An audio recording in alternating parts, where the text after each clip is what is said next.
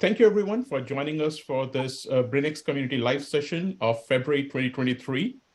We have a jam-packed event and very exciting themes to discuss, some really exciting work that has been done by our speakers to share.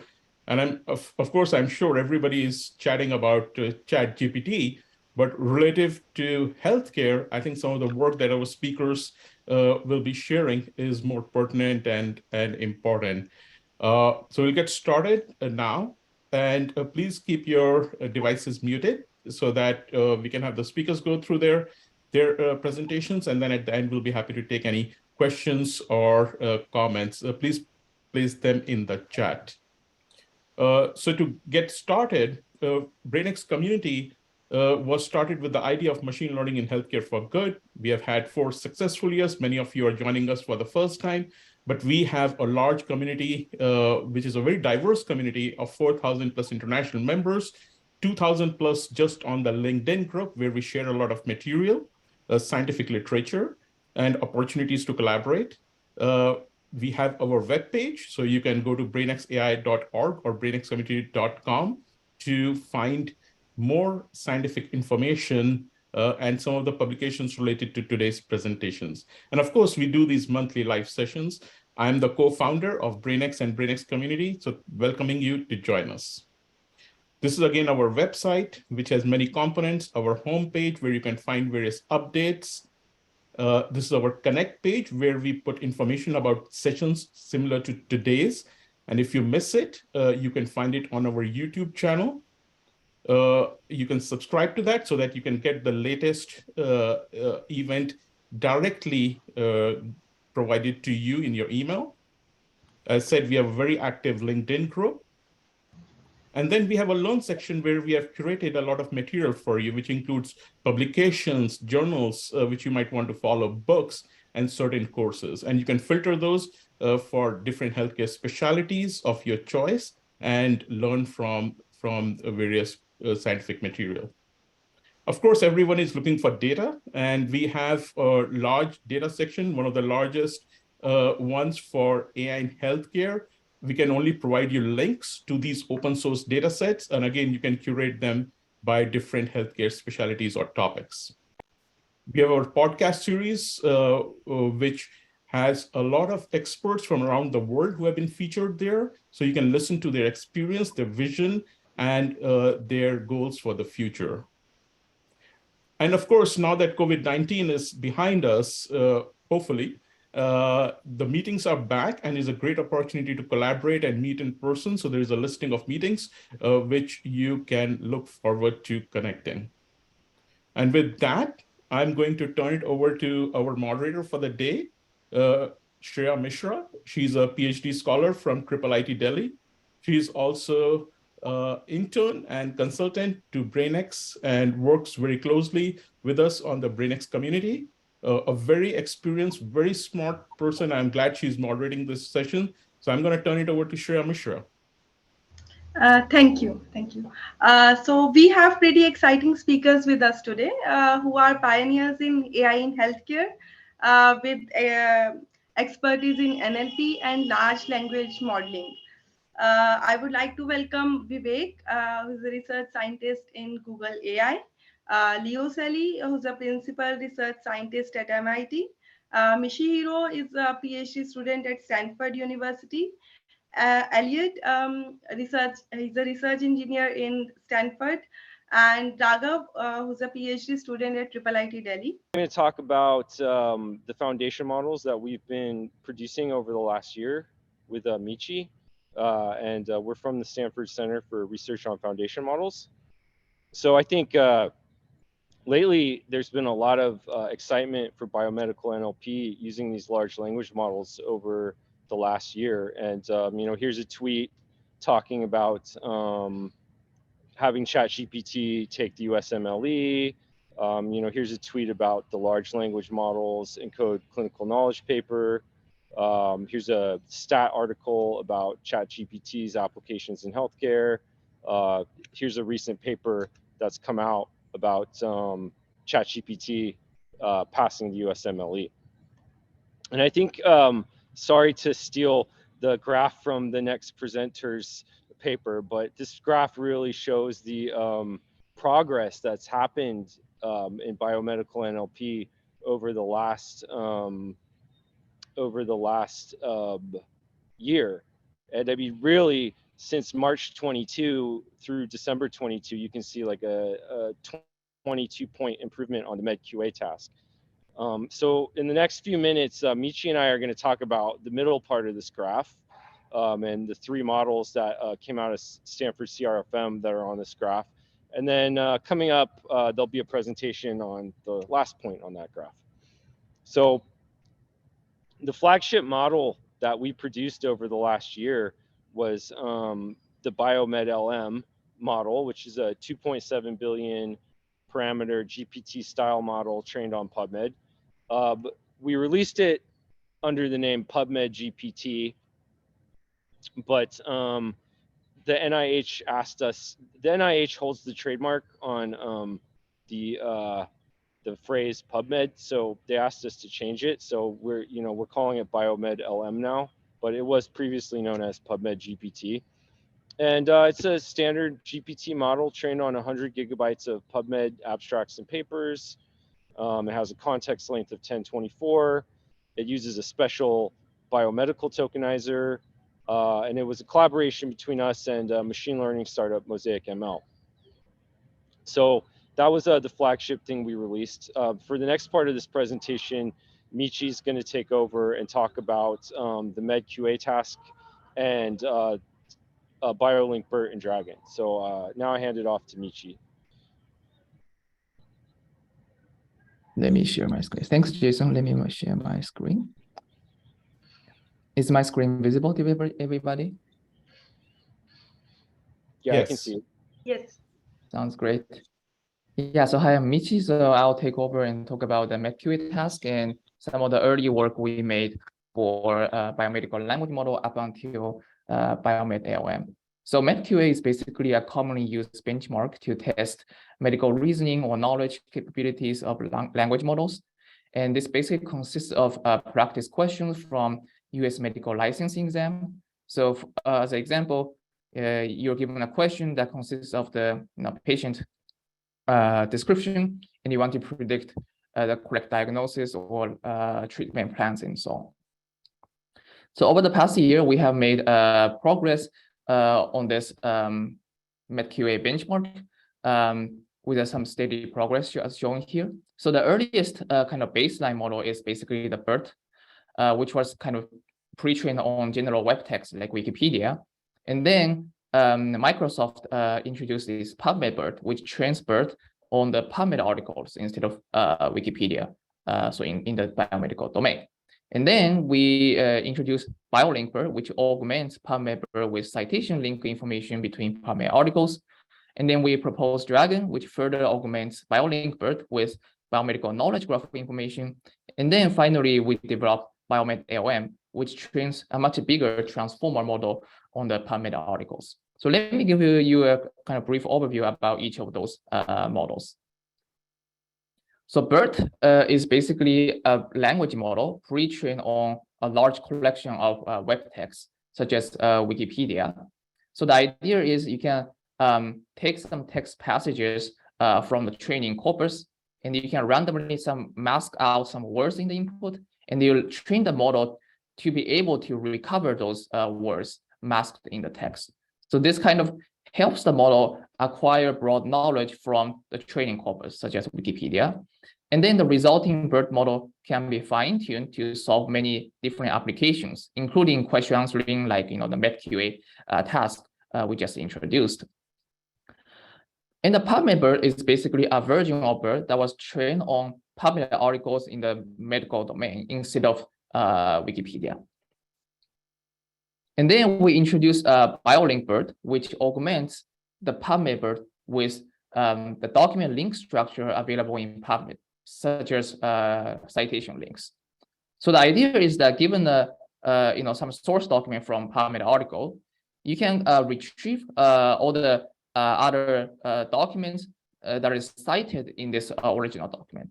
And those cited documents or reference documents can provide you with additional context or background knowledge useful to understand this original textual input.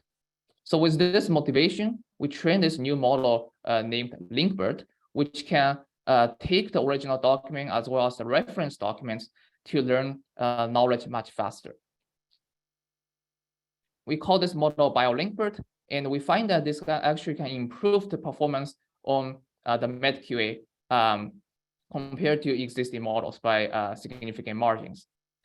And we can also find that BioLinkBird actually achieves state-of-the-art result in many other biomedical benchmarks as well, such as Blur. And BioLinkBird can be easily used with just a few lines of code through the link below. So then we further augmented this BioLinkBird with additional biomedical knowledge graph information, such as UMLS and drug bank and so on. So the idea is that those biomedical knowledge graph can provide structural background knowledge about biomedical entities. So where every biomedical entity is represented as a node and relations between them as edges. So this can form this kind of graph. And the idea here is that we want to train the BioLinkBird with additional biomedical facts available through this biomedical knowledge graph. And we basically train the bird with additional kind of link information from the knowledge graph. And we call this approach Dragon. And we find that this Dragon method can provide additional boost, performance boost on the MedQA task, giving 3% improvement over BioLinkBird. So now I want to hand over to Jason Elliot. Let me stop my screen. Great, thank you. My screen's up again, right? Everyone's good? So Biomed LM is the third model in this series, and it was basically a 2.7 billion parameter GPT style model. It took us 6.5 days on 128 GPUs to train it, using the Mosaic ML cluster and Mosaic ML tools, and kind of ended up coming in at about $40,000 to train that model. And basically this model kind of contrasts with the other two models that we just discussed, in that instead of using the bidirectionality and the richer data sources, like the knowledge graph and the link structure of PubMed, it's just basically a simple formula of a GPT style model with domain specific text and scale. And this, another advantage it has over, the disadvantage it has over the previous two models is it's a lot larger, but it's more natural for generation, which can help you with summarization and long form question. And I think what's really cool about this model is that on the downside, it's increasingly clear that we can't compete with models that are, in the 500 billion parameter space. But I do think models like this can kind of test out things you might want to try when you get the kind of $1 million budgets to make 500 billion parameter models. And I think that if you wanted to build a pure biomedical chat GPT, I think you would consider some of the design choices that we made in making this 2.7 billion model. And I believe potentially if you just scaled up what we did, you might see substantial gains, over the general web trained models that are at that 500 billion scale. So the final, piece of the story for us was to get up to 50.3 on MedQA. That's kind of how we ended the year with the 3 models. And for 10 days, it was state of the art, and then it got completely blown away by the Palm work. So, but for 10 days, it was nice to be on top. So, I'd like to just wrap up by offering some thoughts about why you might want to use these different models. And I think the 3 major points are customization, privacy, security, and affordability. The model's open source, the code's open source, so you can continue pre-training on your custom data. Say you have your own private clinical notes, or you can fine tune on tasks you care about, and it's easily integrated with Hugging Face.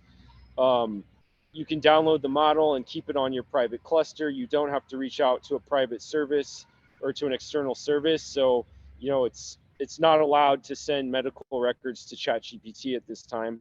And you know, these models are all relatively small. The largest one is 2.7 billion parameters, so it can be more affordable to execute. So I'll you know, wrap up with those selling points, and we're definitely excited to hear what use cases people have for these kinds of models. And always feel free to reach out to us, and we're happy to help out and help you get these models working for your use cases. So thank you. Tech delays, but again, I want to quickly talk about the work that we did in our team at Google AI on large language models encoding clinical knowledge. And I think Elliot and Michi gave a pretty good introduction about about some of the earlier work in the space. So I'm not going to spend too much time over here and jump straight in. So the motivation for this work is actually quite straightforward. You know, medicine is a human endeavor, right? And language is really at the heart of it, facilitating interactions between like people and those who provide care for them.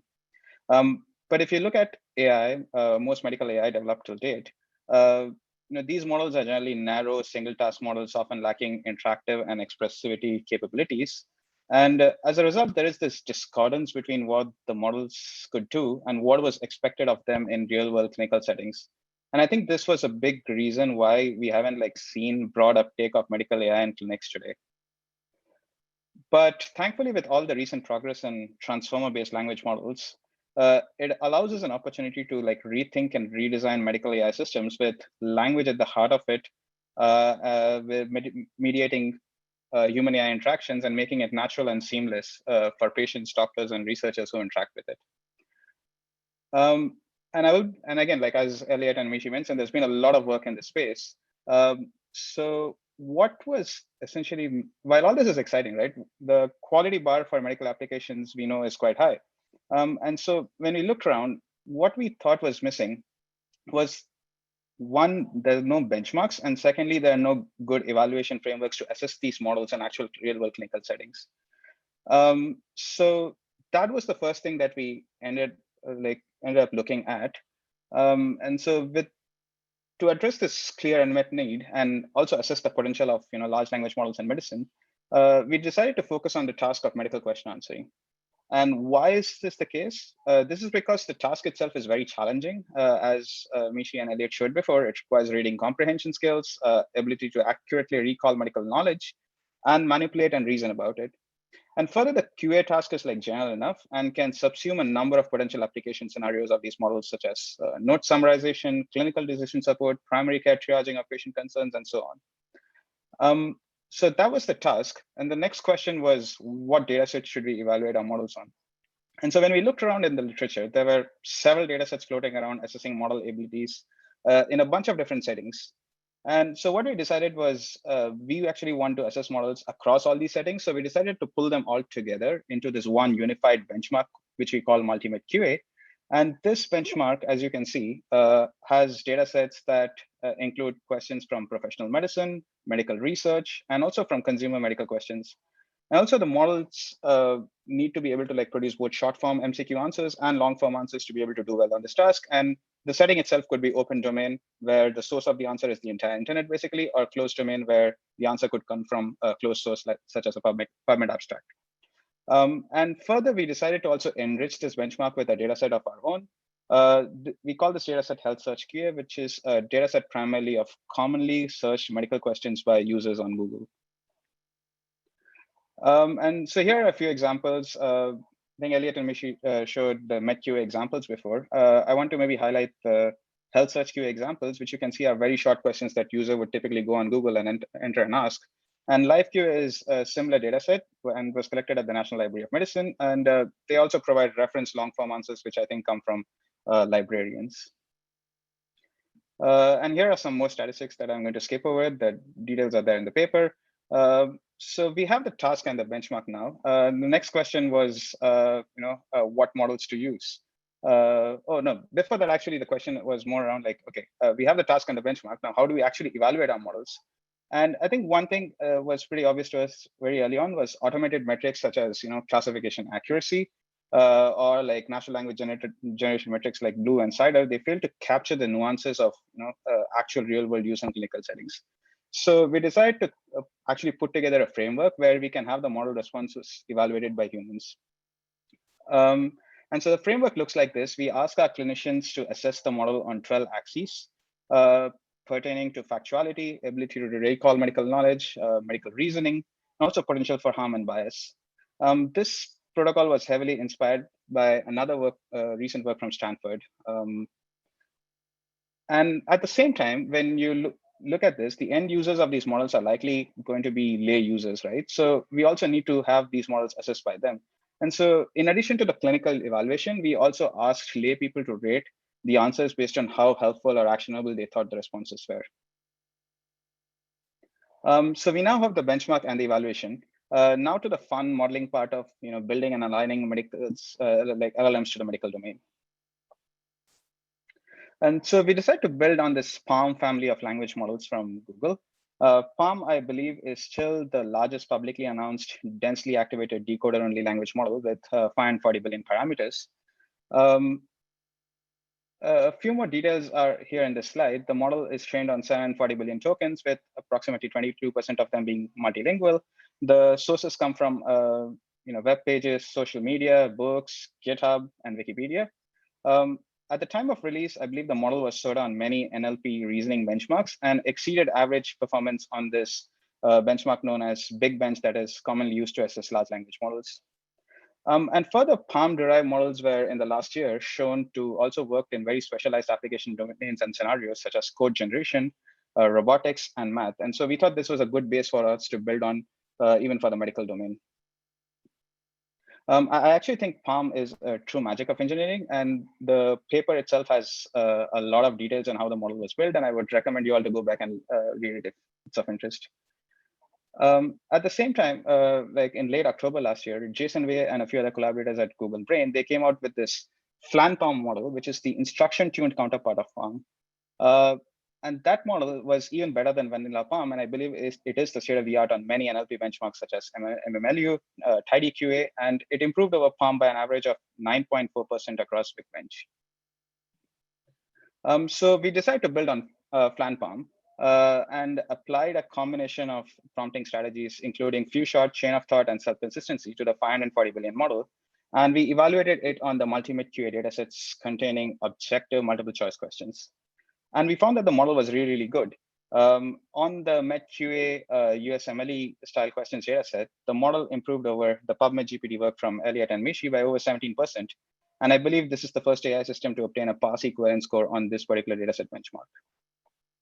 And similarly, on another benchmark dataset, which has Indian and medical entrance exam questions, the model was state of the art at the time of publication. And it was also the same on PubMed QA, which contains medical research questions. Same on MMLU clinical topics as well.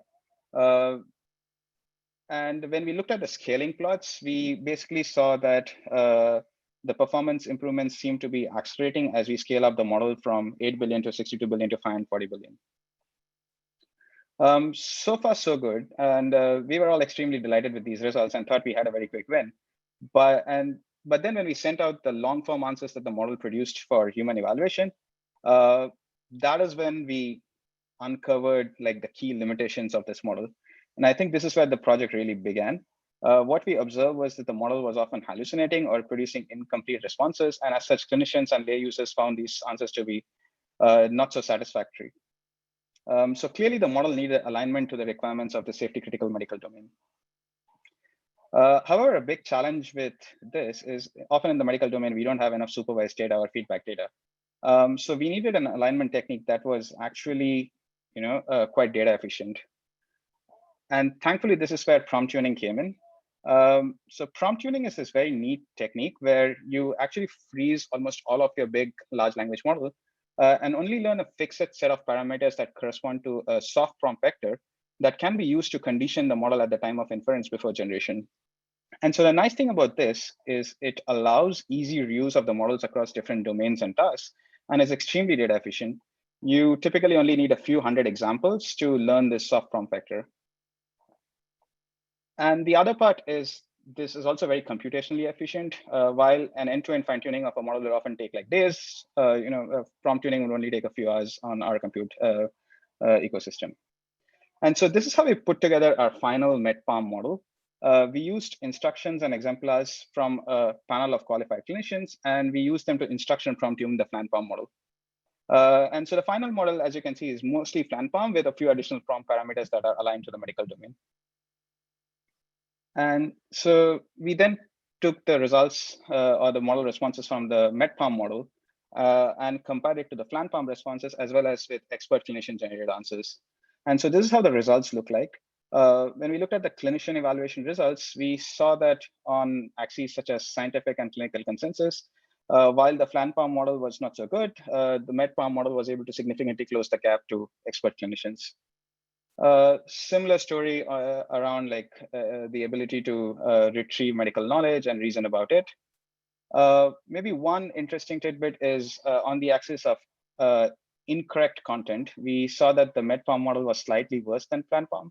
And I think this is because when we are aligning the model, we were actually forcing the model to generate more complete responses, but this can also mean sometimes there is content included which may not be appropriate for a given setting.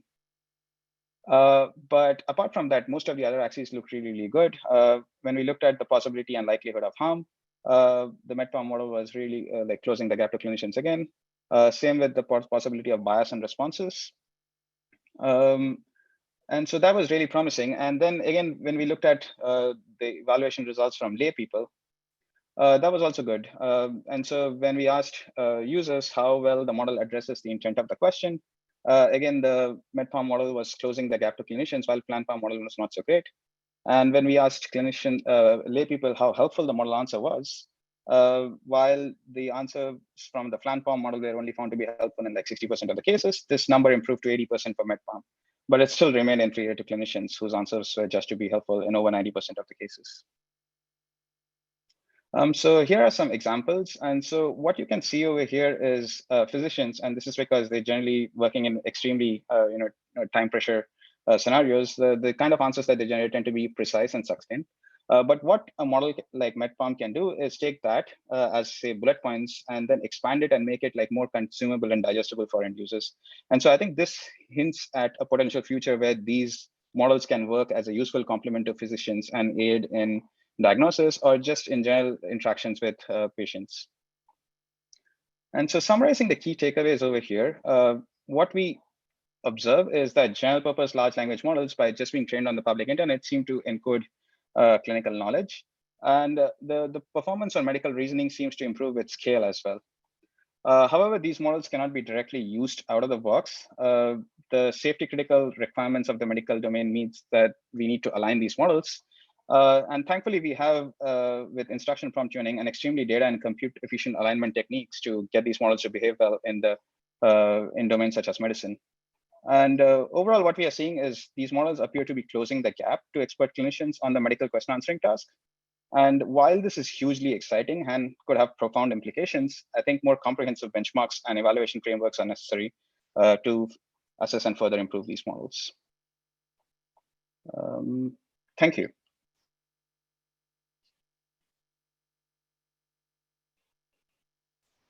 Thanks, Vivek. I think we are good to go with Raghav's part of talk now.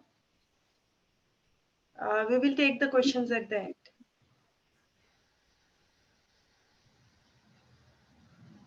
Thanks, thank Dr.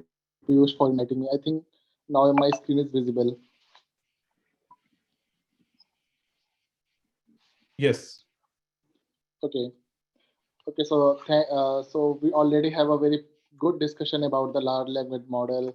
Vivek has presented a state-of-the-art large language models, but in my presentation, I will talk about one of the classic application of BERT model and deep learning and NLP in healthcare setting. So let's take a deep breath and think about one of the major challenges in AI in healthcare. So we see a lot of papers, academic research are publishing every day. So every year we see thousands of AI-driven application in healthcare are publishing. But if you think about how about the percentage of these publication are deployed in the clinical decision setting, so we will identify only a few number of percentage, and few applications are going to be deployed or be tested in the clinical setting. So there are multiple reasons behind that. One of them is the trustworthiness, in which AI healthcare professionals should properly understand the ability to access the validity and reliability of AI derived outputs. Similarly, the explainability of AI models, usability of AI models, transparency and fairness of the data and the model. So these are the couple of challenges in the deployability of AI models. But but if you think about the research publications, so most of the research publication are very beautiful in nature. They are very well written, very well documented, and very well structured.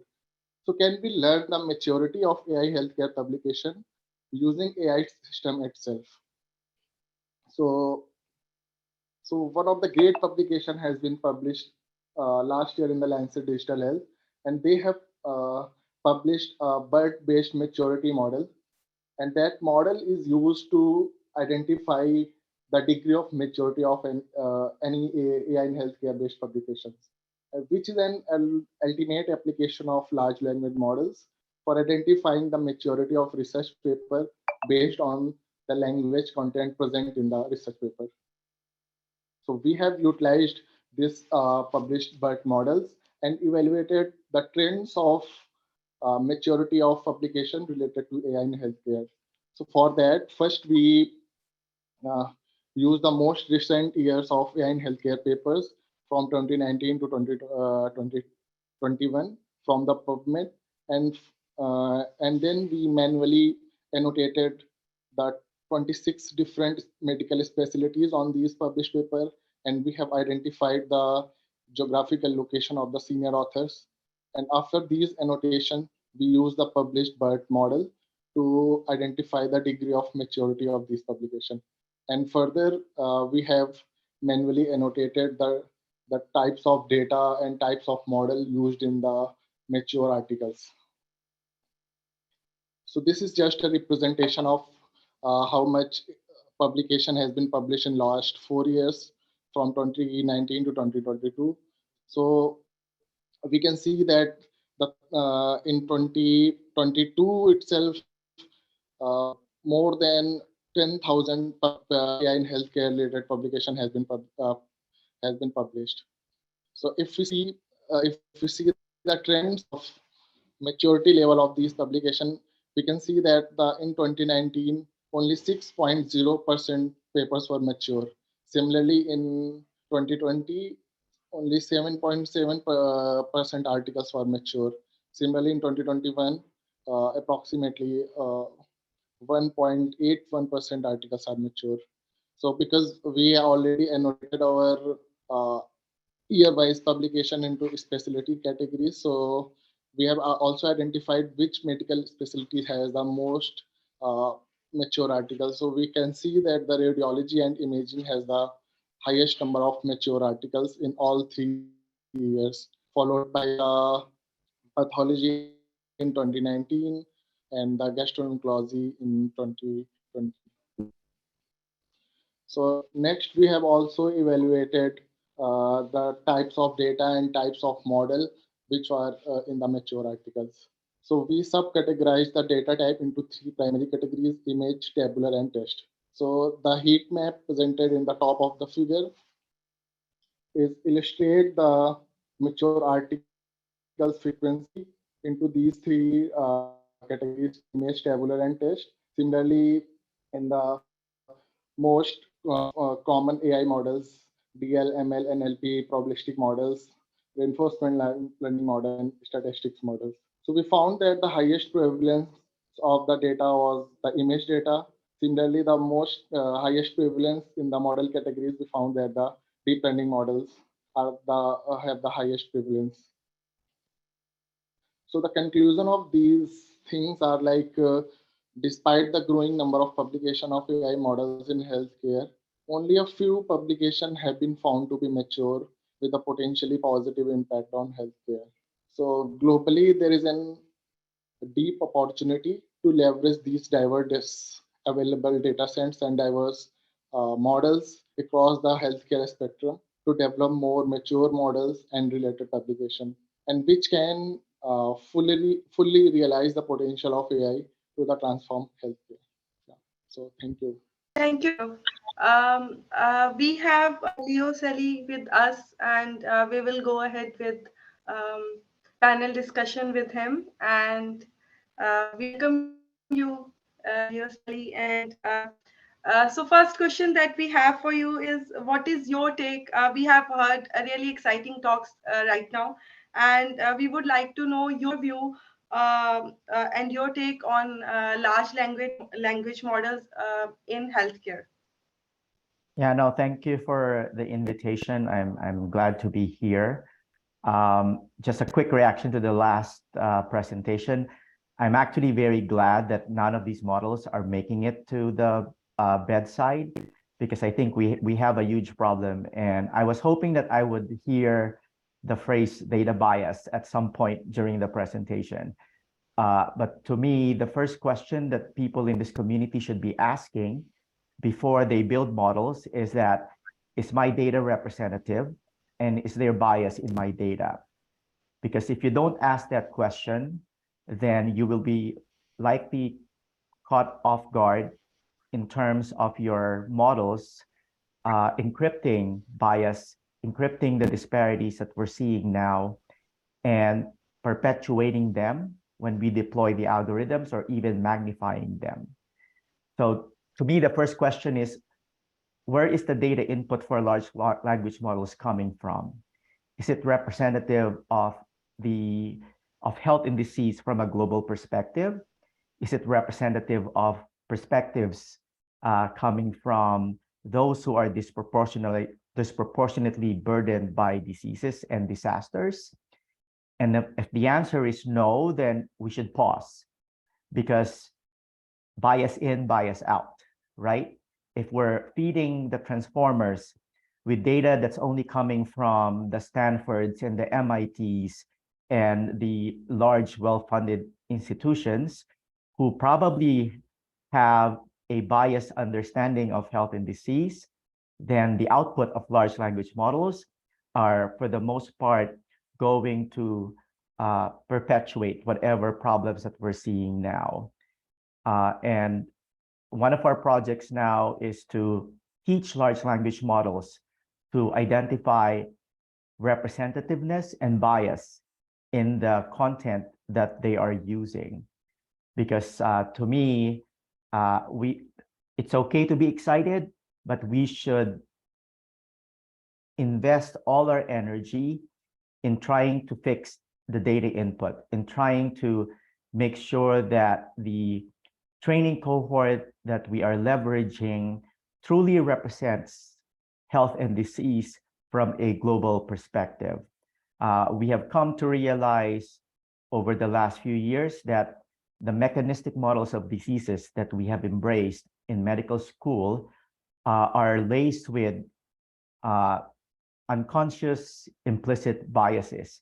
For example, Alzheimer's disease, the chapters in the books are primarily based on observations and clinical trials involving white people in rich countries that have Alzheimer's disease.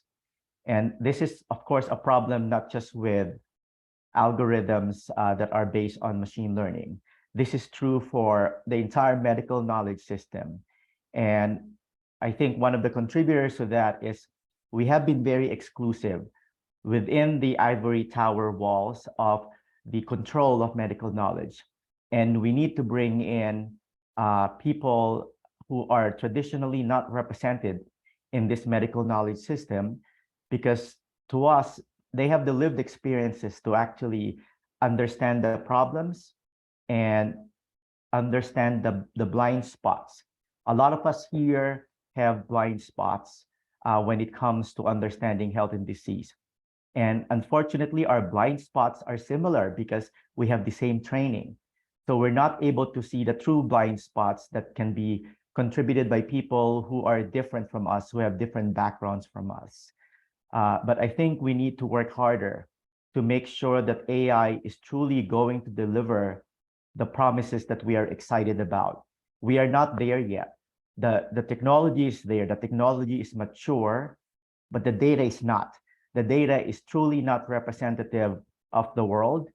And if you don't fix that, our, I believe, 10 billion investments every year on health AI is going to be wasted. And I'm hoping that the community here will really focus on how do we fix the data? How do we make sure that the data that we're feeding into the transformers are truly representative and do not capture the inequities that we're seeing now? So that's the other thing I wanted to comment on, is how you evaluate the models. Evaluating the model based on their accuracy, looking at the ground truth, is fundamentally flawed, because the ground truth as it exists is biased and is also transient. And at present, as I mentioned, models, including large language models, cannot assess when a ground truth has shifted already, cannot assess the uncertainties around this quote-unquote ground truth, cannot assess the bias in the ground truth. And we need to teach the transformers and the encoders on how to do that. One way that we are looking at is tagging every internet content, especially related to healthcare, with what we call a diversity index. So how diverse are the authors of this paper? How diverse is the population, the patient population that participated in the clinical trial or that were studied in this particular paper? And we can use that score to train and teach large language models, as well as other transformers and encoders, how much weight to give to that particular data. And if it's only representing the middle-aged white fit males in the United States, Germany, in the UK, then we give it a low score. And the transformer will reduce the weight, the contribution of that particular content to the modeling. And we should do that for every type of data, not just text data, but also to imaging data, as well as the traditional tabular data. But it seems like we're not doing enough from this end. We're just trying to amass as much data as we could, throw them into some transformers, see what sticks, and problematically use accuracy to evaluate the models. As I said, it's fundamentally flawed, because the world as it exists right now is not fair. It's prejudice against large swaths of population. And if we're not careful, all our models are going to continue to marginalize those populations. And it may not be based on race, ethnicity, but I could assure you, in every country, there are people who receive suboptimal care. And what's going to happen if we're not careful is that this is going to be permanent. This is going to be scaled. Now you're not just you're not just at the mercy of a few doctors who may be prejudiced, but now it becomes scaled because your models are prejudiced. So I'm going to pause there and see if there are any suggestions from the community. There's enough brilliant minds here so that we could fix the problem. I may sound pessimistic, but overall, the fact that we are having this discussion makes me very optimistic that we're finally going to move the needle, but not because of AI technology as it exists now. We need to do some more homework, and that is really fixing the data that we are using for these technologies. Now, Leo, I think you said it very well. I don't think it sounds pessimistic to me. I think it sounds optimistic in many ways, because you're essentially giving us the framework and the homework to do. And I think on a positive note, there's a lot of work that our engineering colleagues have done, and that's what we need to leverage. But there is a lot more work that we need to do working with them to build better solutions for us. So you're right. Like, I don't think we can just take some of the solutions that are out there and just put them in clinical space. And that is something that we also found in our study, which Raghav had shared, that most of the papers or the publications were coming from US and China. And then you think about even the disease representation, I put it in the chat, there will be US and China centric in that case. What about the African nations? What about other diseases like malaria or some of the other endemic diseases, which are probably taking even more lives over there? So how do you develop solutions for them? Are we serving the needs that we need to? So I think it's, I take it as a very pragmatic approach and something that we need to be cautious about and a call to arms for all of us. So thank you for those awesome thoughts. I just wanted to reach out. If anyone is interested, one of the projects that I wanted to get into is evaluating the data that is being used by large language models. One of them is the Pile. So the Pile is one of the open source internet content that is being leveraged by large language models. And I want to put the Pile under a microscope.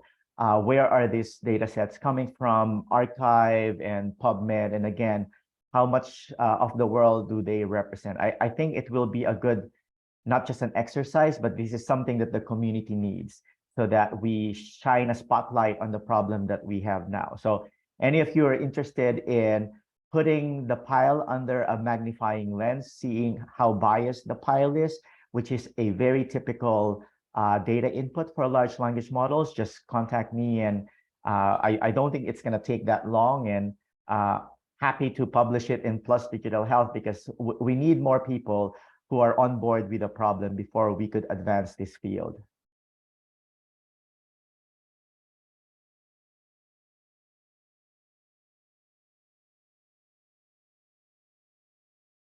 Any other comments, questions from the group? I love to hear from the others.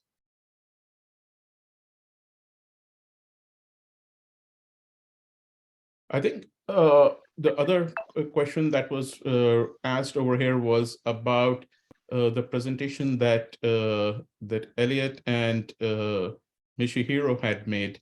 That can you use their model and just fine tune it or repurpose using some of the data that we have in our clinical workspaces? I think they made a reference to that. I saw a comment from Harvey about it, or a question from Harvey about it. So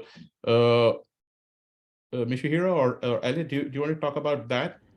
Sure. I mean, you're free to download the model, put it into Hugging Face, and fine tune it on any specific tasks that you have. Or if you want to continue pre-training, say you had a large collection of clinical notes that are private to your medical center, you could continue pre-training it on that and build a new model and do whatever you want to do and explore the new techniques that are out there. Like it's you can just download it, it's yours. And we're happy to field questions and help support anybody that wants to get it running for their applications. That's great. Thank you so much, and thank you for in a short notice making yourself available for these presentations too. So Leo, I had another question for you about these large language models. There is moving beyond bias. There is also a question of the application. What is the applicability? So we saw that it can perform certain tasks very well as you further train it, whether you're using prompt tuning or other things. Where do you see these applications or the opportunities to apply them in healthcare? Of course, with the caution and everything that you're working. Which direction should we go in? I mean, I'm pretty sure this will be better. No offense, this will be better than UpToDate at some point, where it's constantly scouring studies across the internet and doing this 24/7, not just during every updating of UpToDate. If we could teach large language models to provide levels of confidence and to provide a score for bias of their recommendations, then this will be several magnitude levels better already than what we have now. I also think that large language models will be part of multimodal modeling to try and summarize patient conditions during handovers, and also in capturing the most salient points that are most important during rounds. Again, this is leveraging not just a few brilliant minds. This is leveraging billions of brilliant minds. So to me, there is definitely an opportunity to completely overhaul the way we deliver care so that we spend less time in sifting through data and more time talking to the patients, getting their preferences, and applying the more humane aspect of medicine, which unfortunately, the time for that is shrinking because we spend all our time swimming through data in front of the computer. And I think that's an opportunity for AI to take over what they do better so that humans can do what they do better, which is listening and reassuring and guiding patients. So as I said, yes, I am very optimistic. I think it's going to happen during this lifetime, during this generation. But I think it will only be successful if we allow a better diversity of the people who control the research agenda, who control medical education. I think that needs to be democratized. There needs to be more non-traditional people who are helping us redesign the medical curriculum. On that note, we are having a one-day forum on impact of AI on medical education and training, and we are co-organizing that with the Office of Diversity, because the biggest problem with AI right now is data bias and the risk of perpetuating health inequities.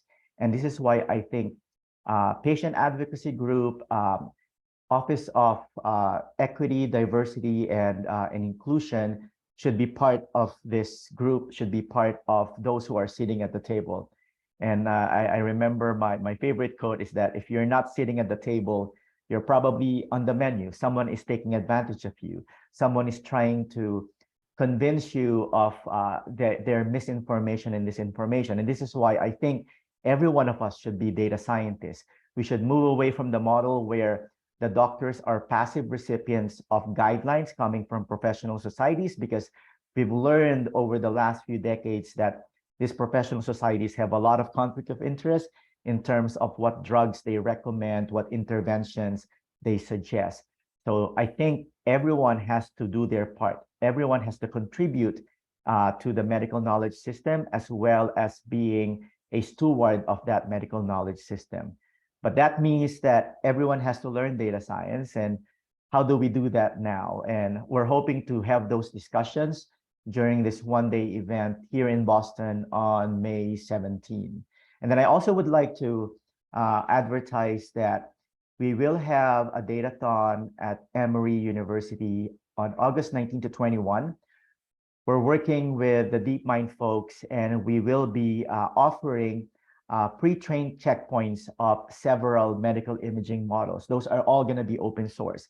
And I think they're going to be very valuable to the machine learning community.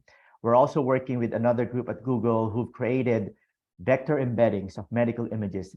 And just imagine how that would completely transform this field, because right now, only the Stanfords and the Mayo clinics and the very rich institutions can work with medical images because they're very computationally expensive.